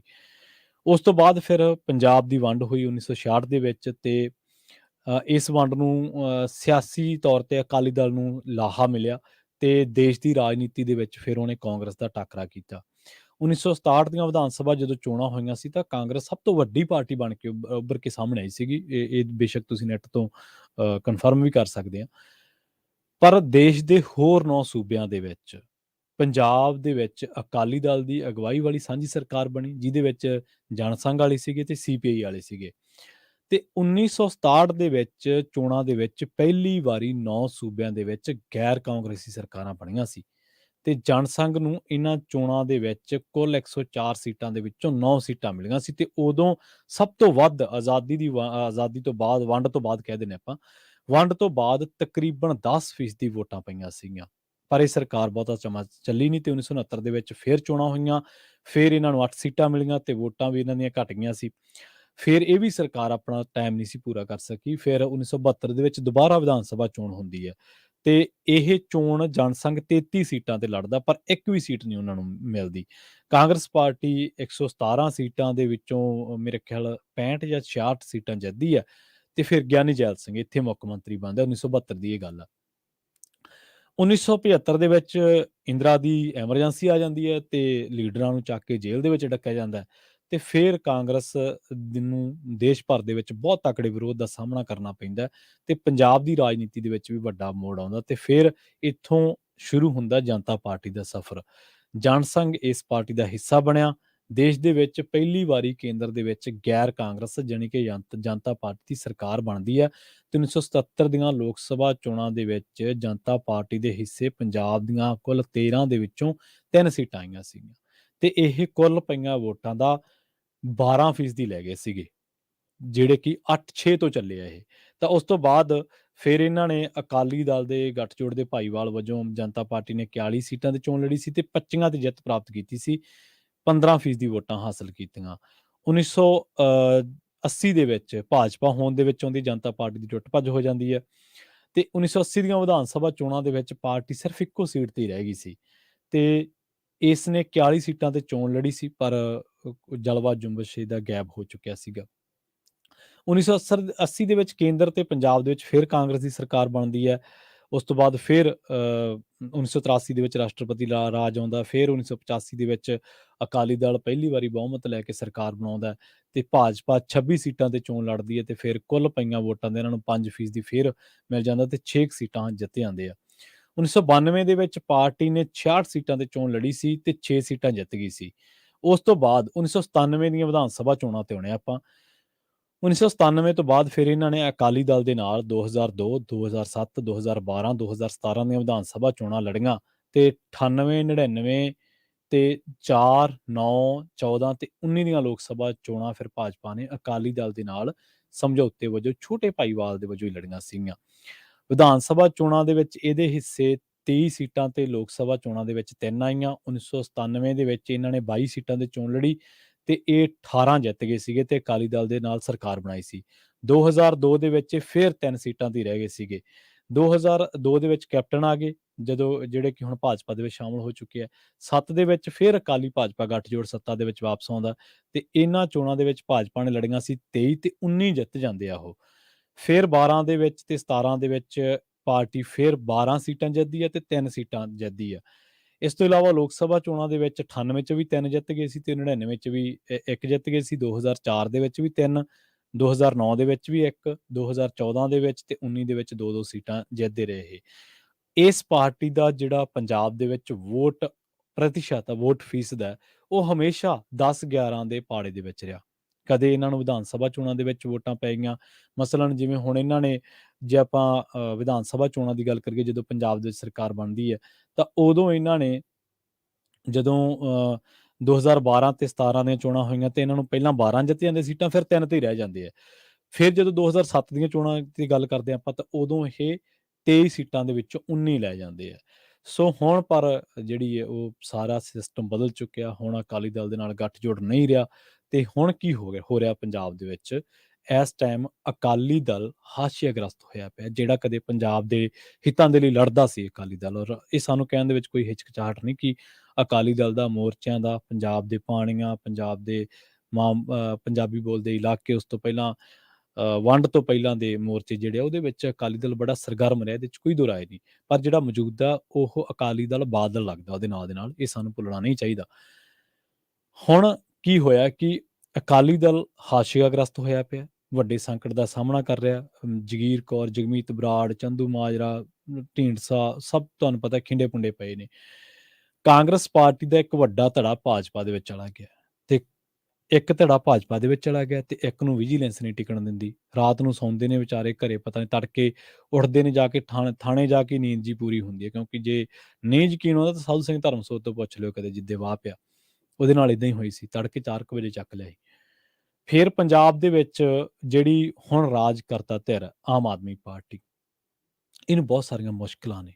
ਆਮ ਆਦਮੀ ਪਾਰਟੀ ਤੋਂ ਜਿਹੜੀ ਗਵਰਨੈਂਸ ਦੀ ਆਸ ਕੀਤੀ ਜਾ ਰਹੀ ਸੀ, ਉਹ ਗਵਰਨੈਂਸ ਲੋਕਾਂ ਨੂੰ ਨਹੀਂ ਮਿਲ ਰਹੀ, ਇਹ ਸੱਚ ਆ। ਜੀਰਾ ਮੋਰਚਾ, ਬਹਿਬਲ ਕਲਾਂ ਦਾ ਮੋਰਚਾ, ਇਸ ਤੋਂ ਇਲਾਵਾ ਲਤੀਫਪੁਰੇ ਦਾ ਮੋਰਚਾ, 3 ਤਾਂ ਮੋਰਚੇ ਲੱਗੇ ਪਏ ਨੇ ਪੰਜਾਬ ਦੇ ਵਿੱਚ। ਤੇ ਹੋਰ ਕਈ, ਹਾਲਾਂਕਿ ਭ੍ਰਿਸ਼ਟਾਚਾਰ ਦੇ ਮਸਲੇ ਤੇ ਪਾਰਟੀ ਨੇ ਚੰਗਾ ਕੰਮ ਕੀਤਾ, ਕਰ ਰਹੀ ਹੈ ਹਲੇ ਵੀ, ਹੋਰ ਵੀ ਕਈ ਚੀਜ਼ਾਂ ਨੇ। ਪਰ ਜਿਹੜੀ ਕਾਨੂੰਨ ਵਿਵਸਥਾ ਵਿਗੜੀ ਪਈ ਹੈ, ਸਿੱਧੂ ਮੂਸੇਵਾਲੇ ਦਾ ਕਤਲ, ਸੰਦੀਪ ਨੰਗਲੰਬੀਆਂ ਦਾ ਕਤਲ, ਉਸ ਤੋਂ ਬਾਅਦ ਪੁਲਿਸ ਦੀ ਹਾਜ਼ਰੀ ਦੇ ਵਿੱਚ ਤੁਸੀਂ ਦੇਖਿਆ ਨਕੋਦਰ ਦੇ ਵਿੱਚ ਕੱਪੜਾ ਵਪਾਰੀ ਮਾਰਤਾ, ਤੇ ਜਿਹੜਾ ਉਹਦਾ ਸਿਕਿਉਰਿਟੀ ਗਾਰਡ ਸੀ, ਸੁਰੱਖਿਆ ਮੁਲਾਜ਼ਮ ਸੀ ਜਿਹੜਾ, ਉਹ ਵੀ ਗੋਲੀਆਂ ਦਾ ਸ਼ਿਕਾਰ ਹੋ ਕੇ, ਮਨਦੀਪ ਸਿੰਘ ਉਹਦਾ ਨਿੱਕਾ ਜਿਹਾ ਜਵਾਕ ਹੈ, 3 ਸਾਲਾਂ ਦਾ ਮੁੰਡਾ, ਉਹ ਬੜੇ ਰੋ ਰਿਹਾ ਸੀ, ਝੱਲਿਆ ਨਹੀਂ ਸੀ ਜਾਂਦਾ, ਉਹਨੂੰ ਵੀ ਕਤਲ ਕਰ ਦਿੱਤਾ ਗਿਆ। ਤਾਂ ਪਰ ਬੜੀ ਤਿਆਰੀ ਦੇ ਨਾਲ ਆਏ ਸੀਗੇ ਭਗਵੰਤ ਮਾਨ ਹੋਣੀ, ਪਰ ਚੁਣੌਤੀਆਂ ਬਹੁਤ ਨੇ। ਤਾਂ ਹੁਣ ਇਹ ਸਾਰੇ ਹਾਲਾਤਾਂ ਨੂੰ ਵੇਖ ਕੇ ਇਹ ਲੱਗਦਾ ਹੈ ਕਿ ਭਾਜਪਾ ਬਹੁਤ ਸੋਚੀ ਸਮਝੀ ਰਾਜਨੀਤੀ ਤੇ ਦਮਖਮ ਦੇ ਨਾਲ ਆਉਣ ਵਾਲੇ ਸਮੇਂ ਦੇ ਵਿੱਚ ਅਕਾਲੀ ਦਲ ਤੇ ਕਾਂਗਰਸ ਨੂੰ ਪਛਾੜ ਕੇ ਪੰਜਾਬ ਦੇ ਵਿੱਚ ਵੱਡੀ ਰਾਜਨੀਤਿਕ ਧਿਰ ਬਣਨ ਦੇ ਲਈ ਪੂਰੀ ਵਾਹ ਲਾਏਗੀ। ਇੱਥੇ ਇਸ ਗੱਲ ਦਾ ਆਪਾਂ ਜ਼ਿਕਰ ਕਰਦੇ ਚੱਲੀਏ ਕਿ ਇਹਨਾਂ ਨੂੰ 10-12% ਦੀ ਵੋਟਾਂ ਤਾਂ ਉਦੋਂ ਪੈਂਦੀਆਂ ਰਹੀਆਂ ਜਦੋਂ ਅਕਾਲੀ ਦਲ ਪੂਰਾ ਮਜ਼ਬੂਤ ਸੀ, ਤੇ ਉਦੋਂ ਇਹਨਾਂ ਨੂੰ ਗੱਠਜੋੜ ਕਰਕੇ ਵੋਟ ਪੈਂਦੀ ਸੀ, ਤੇ ਉਦੋਂ ਪੈਂਦੀਆਂ ਰਹੀਆਂ ਜਦੋਂ ਕਾਂਗਰਸ ਸੱਤਾ ਦੇ ਵਿੱਚ ਆਉਂਦੀ ਸੀ। ਅੱਜ ਉਹ ਦੋਨੇ ਧਿਰਾਂ ਹਾਸ਼ੀਆਗ੍ਰਸਤ ਨੇ। ਅੱਜ ਤੀਜੀ ਧਿਰ ਦੇ ਲਈ ਵੀ ਚੁਣੌਤੀਆਂ ਇਹ ਨੇ। ਦੇਖੋ, ਜਿਹੜੇ ਬੰਦੇ ਦਲੇਰ ਨੇ, ਵਿਵਾਕ ਨੇ, ਉਹ ਤਾਂ ਇਹ ਕਹਿੰਦੇ ਨੇ ਕਿ ਪੰਜਾਬ ਦੇ ਵਿੱਚ ਅਸਥਿਰਤਾ ਦਾ ਬਹੁਤ ਵੱਡਾ ਲਾਹਾ ਭਾਜਪਾ ਨੂੰ ਮਿਲਣਾ। ਭਾਜਪਾ ਜਿੱਥੇ ਵੀ ਸਟੇਟ ਗਵਰਨਮੈਂਟ ਦੇ ਵਿੱਚ ਆਈ ਹੈ, ਉੱਥੇ ਪਹਿਲਾਂ ਅਸਥਿਰਤਾ ਹੋਈ, ਫਿਰ ਉੱਥੇ ਵੰਡੀਆਂ ਪਈਆਂ, ਫਿਰ ਉੱਥੇ ਭਾਜਪਾ ਦਾ ਰਾਜ ਕਾਇਮ ਹੋਇਆ। ਇਸੇ ਤਰ੍ਹਾਂ ਹੀ ਹੈ ਅੱਜ। ਠੀਕ ਹੈ, ਭ੍ਰਿਸ਼ਟਾਚਾਰ ਦੇ ਐਂਗਲ ਤੋਂ ਤੁਸੀਂ ਕਹੋ ਕਿ ਈਡੀ ਦੀਆਂ ਰੇਡਾਂ ਵੀ ਜਾਇਜ਼ ਹੋ ਸਕਦੀਆਂ, NIA ਦੀਆਂ ਰੇਡਾਂ ਵੀ ਜਾਇਜ਼ ਹੋ ਸਕਦੀਆਂ, IT ਦੀਆਂ ਰੇਡਾਂ ਵੀ ਜਾਇਜ਼ ਹੋ ਸਕਦੀਆਂ, ਕਿਉਂਕਿ ਪੰਜਾਬ ਦੀ ਜਿਹੜੀ ਰਵਾਇਤੀ ਸਿਆਸੀ ਧਿਰਾਂ ਕਾਂਗਰਸ ਤੇ ਅਕਾਲੀ ਦਲ, ਇਹਨਾਂ ਦੇ ਲੀਡਰਾਂ ਨੇ, ਇਹਨਾਂ ਦੇ ਚੇਲੇ ਚਾਟੜਿਆਂ ਨੇ ਗੁਨਾਹ ਹੀ ਇੰਨੇ ਕੀਤੇ ਕਿ ਪੰਜਾਬ ਨੂੰ ਲੁੱਟ ਕੇ ਖਾ ਗਏ ਲੋਕ। ਮੋਹਾਲੀ ਤੋਂ ਲੈ ਕੇ ਹਬੋਰ ਤੱਕ ਕੋਈ ਰੇਤੇ ਦੀ ਖੱਡ ਨਹੀਂ ਛੱਡੀ, ਕੋਈ ਨਸ਼ੇ ਵਾਲੀ ਥਾਂ ਨਹੀਂ ਛੱਡੀ ਜਿੱਥੇ ਵਿਕਦਾ ਨਾ ਹੋਵੇ, ਕੋਈ ਪੰਚਾਇਤੀ ਜ਼ਮੀਨ ਨਹੀਂ ਛੱਡੀ, ਕੋਈ ਇਹਨਾਂ ਨੇ ਕੋਈ ਹੋਰ ਕੰਮ ਅਦਾਰੇ ਨਹੀਂ ਛੱਡੇ, ਇਸ ਤੱਕ ਕਿ ਨੌਕਰੀਆਂ ਨਹੀਂ ਛੱਡੀਆਂ ਇਹਨਾਂ ਲੋਕਾਂ ਨੇ। ਆਉਣ ਵਾਲੇ ਟਾਈਮ ਦੇ ਵਿੱਚ ਅਸੀਂ ਤੁਹਾਨੂੰ ਦੱਸਾਂਗੇ ਕਿ ਕਿਵੇਂ ਵਿਧਾਨ ਸਭਾ ਦੇ ਵਿੱਚ ਆ ਜਿਹੜੇ ਸਾਡੇ, ਜਿਨ੍ਹਾਂ ਨੂੰ ਅਸੀਂ ਘਰੇ ਆਇਆਂ ਨੂੰ ਚਾਹ ਪਾਣੀ ਪਿਆਉਣੇ ਨਾ ਧਰਦਿਆਂ, ਤੇ ਇਹਨਾਂ ਦੇ ਪਿੱਛੇ ਡਾਰ ਸਿਕਿਉਰਿਟੀ ਗਾਰਡਾਂ ਦੀ ਘੁੰਮਦੀ ਹੈ, ਲੀਡਰ ਕਾਂਗਰਸ ਦੇ, ਜਿਹੜੀ ਗਈ ਹੁਣ ਸੱਤਾ ਦੇ ਵਿੱਚ ਨਹੀਂ ਰਹੀ, ਇਹਨਾਂ ਨੇ ਵਿਧਾਨ ਸਭਾ ਦੇ ਵਿੱਚ ਵੀ ਆਪਣੇ ਬੰਦੇ ਰਖਾਏ। ਤੁਸੀਂ ਦੇਖੋ ਕਿੰਨੀ ਲੋਕਾਂ ਦੇ ਜਵਾਕਾਂ ਦੀ ਹੱਕਮਾਰੀ ਕਰਦੇ ਆ ਇਹ।